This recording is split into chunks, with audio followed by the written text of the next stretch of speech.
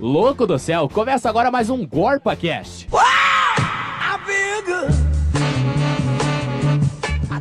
Olá pessoal, eu sou Jaqueline Oliveira. Eu sou a Agatha Neves. E eu sou Jéssica Meriti. E começa agora mais um GorpaCast na editoria de Meio Ambiente. Como prometido na semana passada, hoje nosso bate-papo é sobre lixo eletrônico. Mas antes a gente entender o que é o lixo eletrônico, a gente precisa fazer uma reflexãozinha, né? Meninas, vocês já pararam para pensar quanto lixo eletrônico vocês já produziram no decorrer da vida de vocês? Quanto celular vocês descartaram, quantas televisões, coisas assim? Nossa, a gente é muito consumista, né? A gente joga muita coisa fora, desnecessariamente, né? Sim. Cara, lá em casa, assim, quando a gente precisa descartar algum aparelho eletrônico, a gente não descarta. A gente guarda ali e um dia ele some. A gente não sabe o que acontece. Fica ali numa gaveta, né? Aí do nada ele desaparece. Aí aparece do nada, né? Pois é, a gente acaba perdendo as contas muitas vezes, né? E com esse aumento na produção de novos equipamentos tecnológicos e tudo mais, a procura aumenta também e, além disso, os resíduos eletrônicos aumentam também. Então, tudo que vem de computador, tudo que vem de celular, baterias, notebook, qualquer coisa assim eletrônica que é descartada é considerada lixo eletrônico. Então, em 2010, a ONU divulgou uma pesquisa, um relatório, que dizia que o Brasil é o país que mais produz resíduos eletrônicos no mundo, sendo que cada um dos brasileiros produzia cerca de 0,5 quilo. Então, é muito lixo, né? Então, na época foi bem surpreendente, assim, porque eles não esperavam que o Brasil liderasse esse topo, né? E o que acontece, o que acaba complicando esse descarte é que muitas vezes ele é feito de forma errada, né? Então, claro que a gente precisa ter atenção com todos os materiais quando a gente vai descartar eles, tipo resíduo orgânico, materiais recicláveis e tudo mais. Mas a gente precisa ter uma atenção especial com o lixo eletrônico por conta das substâncias que eles têm. Geralmente eles são produzidos para ter durabilidade e tudo mais, né? Sim, e não adianta também só descartar ele, enrolar lá no jornal e jogar junto com o lixo comum. Isso não vai mudar muita coisa, vai continuar sendo prejudicial. Isso só acaba atrasando, né, o processo de reciclagem. Atrasa porque aí as pessoas que estão coletando lixo, elas vão ter que desembrulhar e muitas vezes isso nem é feito, né? Só vai e joga lá e vai ir pro aterro, vai ir pro lugar inadequado da mesma forma. Que acaba contaminando o meio ambiente e também acaba trazendo prejuízos para quem manipula esses materiais, como os recicladores, por exemplo, né? Para que a gente evite, então, essa contaminação, é importante que a gente faça a reciclagem desse material. Como a Jéssica falou, em hipótese alguma a gente deve misturar essas coisas porque ela prejudica muito esse processo de reciclagem. Mas para isso falta informação muitas vezes. Para onde que eu devo descartar esses lixos, por exemplo, lá em casa, na casa dos meus avós, tem lá acho que umas 3 ou 4 televisões velhas. Tá lá, jogada, nunca mais vai funcionar. E, tá lá, porque eles não sabem onde que ele tem que jogar, né? E lá em Pinhão tem, assim, alguma coisa que eles cobram uma taxa para o descarte de televisões, essas mais antigas. Então, fica lá guardado, porque já que você não pode descartar, fica lá guardadinha, lá no cantinho. E a gente tem muito essa mania, né, de comprar coisa nova e não saber o que fazer com aquilo lá que ficou de lado. Exatamente. Que é o que a já vai explicar um pouquinho mais para frente sobre essa questão do consumismo e tudo mais. Então, isso é bem complicado, né, para a gente se dar conta de que a gente realmente está produzindo muito lixo. Mas o primeiro passo que a gente deve dar deve ser feito dentro da nossa própria casa a partir do momento que a gente faz a coleta seletiva. Então, a partir do momento que a gente separa o lixo eletrônico do reciclável e tudo mais, a gente acaba trazendo benefícios, né?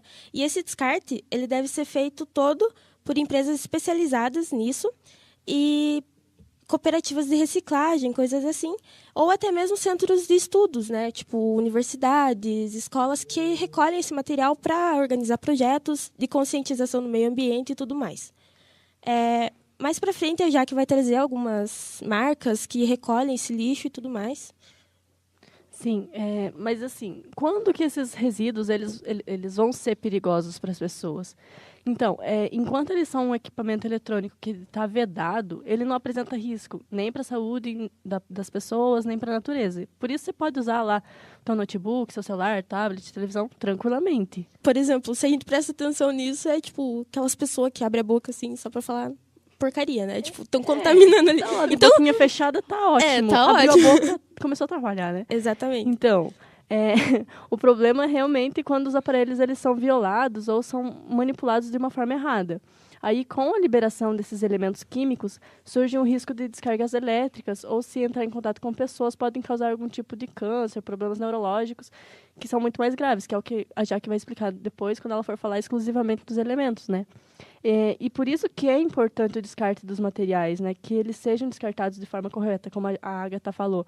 Porque se eles forem jogados com lixo comum, eles vão para os aterros, ou se forem jogados também em qualquer terreno baldio aí, como a gente sabe que tem muita gente que tem o costume, né? Pega ali, vou jogar em qualquer lugar. Eles podem contaminar o solo, vão contaminar a água e, consequentemente, vão contaminar as pessoas daquela região, né? E tem muita gente que se desfaz desse lixo eletrônico de forma errada e, na dúvida do que fazer, acaba misturando com os demais objetos. Só que isso pode trazer diversos problemas para a saúde. A gente sabe que traz problemas para a natureza, só que alguns elementos, umas substâncias tóxicas que são encontradas nos celulares, nos computadores e nos afins, elas são ótimas para o funcionamento desses aparelhos, mas nem tanto assim para a gente, porque elas têm umas reações negativas no nosso corpo.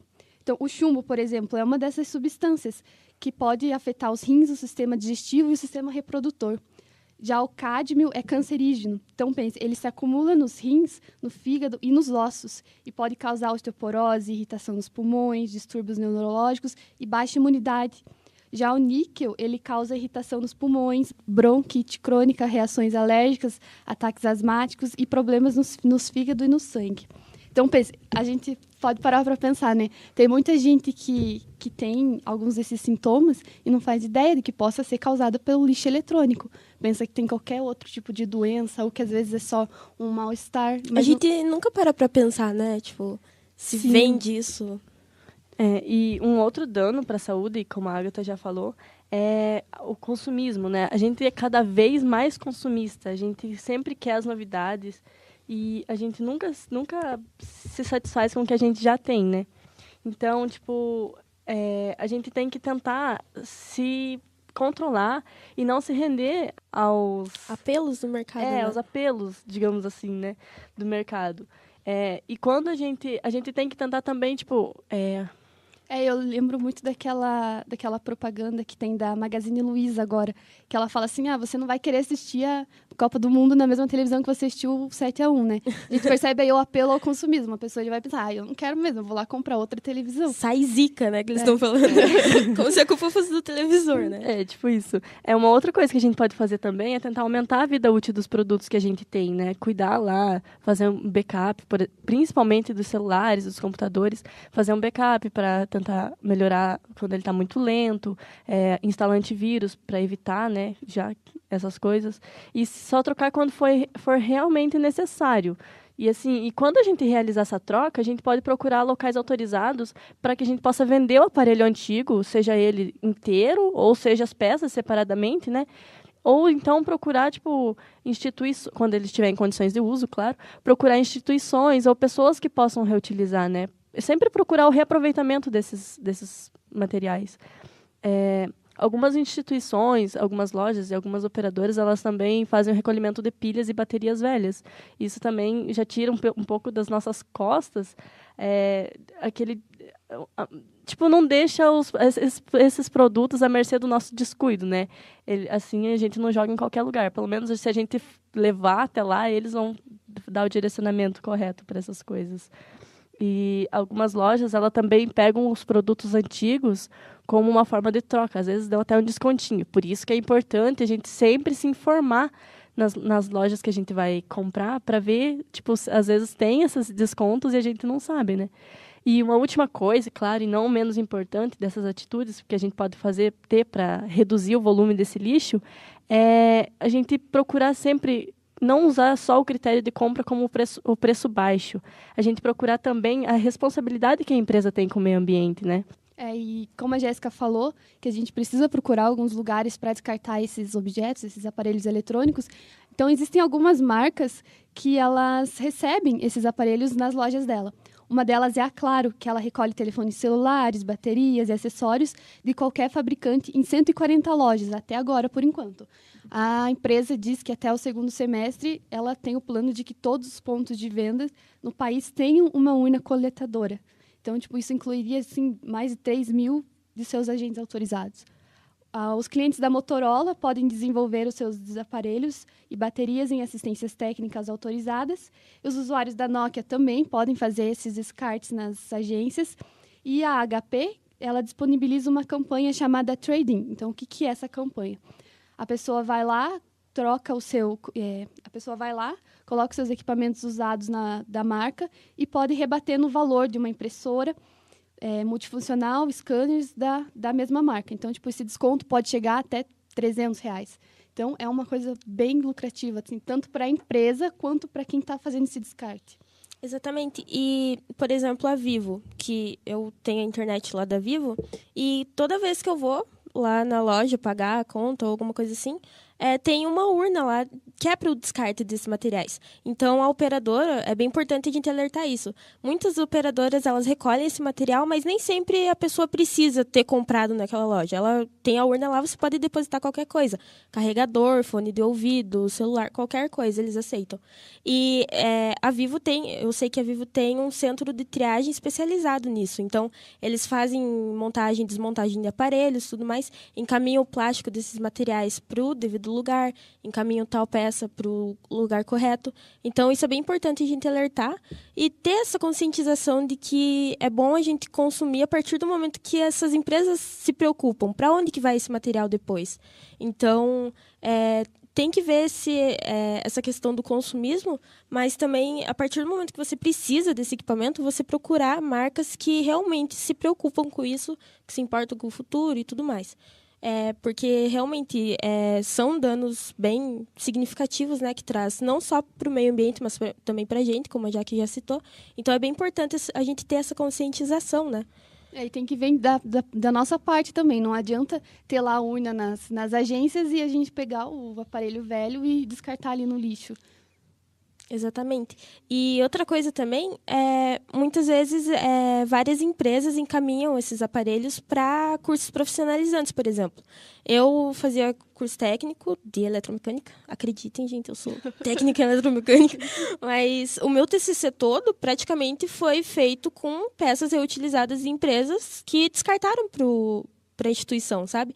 Então, isso é bem importante porque, além desses cursos profissionalizantes estarem reaproveitando esse material, tá estimulando essa questão da educação ambiental, eles também estão trazendo a rentabilidade de empregos e tudo mais, né? Que muitas vezes a gente não para pensar, mas que gera muito emprego. Tanto quem está atuando nesses cursos profissionalizantes, quanto os recicladores que estão lá trabalhando no processo de montagem, desmontagem e tudo mais.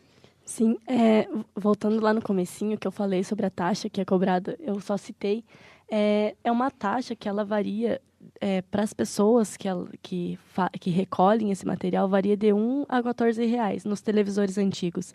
Então, os locais que fazem esse recolhimento em Pinhão, eles evitam pegar esses aparelhos para não precisar pagar essa taxa na hora de fazer o descarte, entendeu? E como já é complicado o processo de descarte dos materiais, além disso, ter que pagar a taxa, então, para eles seria muito mais custoso, seria muito mais demorado, seria muito mais burocrático, digamos assim. Então, eles evitam, e aí acaba ficando lá, as pessoas vão ficando com seus aparelhos antigos acumulados lá. E aí, uma hora, elas vão descartar em algum lugar aí, em algum terreno baldio, e vai acontecer tudo que a gente falou aqui que não pode acontecer. Exatamente. Em 2010, foi aprovada uma lei que determinava que esses equipamentos deviam ser encaminhados para empresas que se organizassem nessa questão de, por exemplo, dividir essa taxa que a Jaque tinha comentado antes, que a Jéssica, tinha comentado antes. Dividir a taxa, por exemplo, do transporte. A pessoa vai lá, divide a taxa do transporte com a empresa. Então, a empresa arca com alguns custos e a pessoa arca com outros. Tem essa questão também que a gente pode abordar. E isso até é um pouco engraçado, né? Porque tem tanto incentivo para fazer o descarte correto, porém, mesmo com o apoio do Ministério Público, o Ministério do Meio Ambiente, o Ministério da Fazenda e a Receita Federal, eles eram totalmente contra a cobrança dessa taxa. Então, a gente fica, tipo assim, a gente vê que até os próprios governantes, eles ficam assim, mas, tipo, tá, vai incentivar ou vai cobrar, né? Porque, assim, as pessoas, lógico que elas não vão querer ter um gasto a mais com uma coisa que elas estão jogando fora. Então, esse foi o nosso bate-papo, pessoal, sobre lixo eletrônico. Espero que vocês tenham gostado. Nosso podcast de semana que vem vai ser sobre a importância da água e crise hídrica. A gente espera e conta com o apoio de vocês lá. É um assunto super importante, é bom ficar ligado. Vai ser super legal. E toda quinta-feira a gente tá aqui pela plataforma do Facebook, facebook.com/gorpacast, e pelo YouTube também. Então se inscrevam, mandem sugestões, comentem, compartilhem com os amigos, e é isso. Tchau. É isso aí. Tchau, gente. Tchau.